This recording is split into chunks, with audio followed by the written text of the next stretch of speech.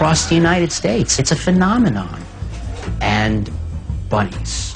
Hostess waitresses disguised as rabbits are central features of the clubs. Good evening, I'm your bunny, Gloria. I'm your bunny, Dolly. You know, at the time, there were people that were saying, this is the new sexuality, and this is what it means to be sexually free.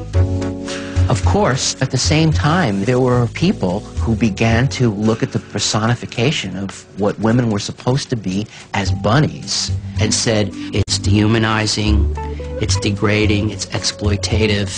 Bunnies are forbidden to wear jewelry, pale lipstick, or gold or green nail varnish. The provocative cottontail must be clean and sprightly.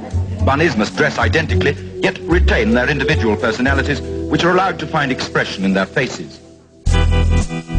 There was a young woman who was a journalist in New York, and she went to expose what it was like to work at a Playboy club, and she wrote an article where she talked about the demeaningness of the experience.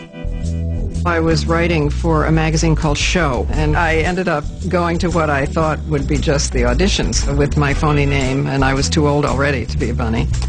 But they were so desperate for people that they hired me. I remember the woman who interviewed me, the bunny mother. I had made up a phony background, you know, that I'd been a secretary and it didn't pay and it was boring.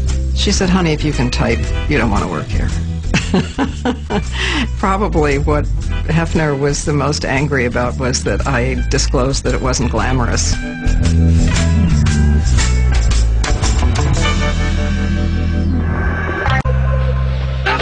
The changes in public discussion and display of sex are easy to see.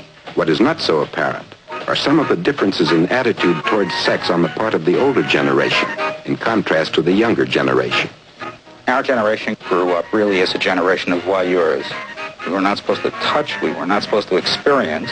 The kids don't go to clubs with semi-nude waitresses. It's not a big kick to them. Still a big kick to us.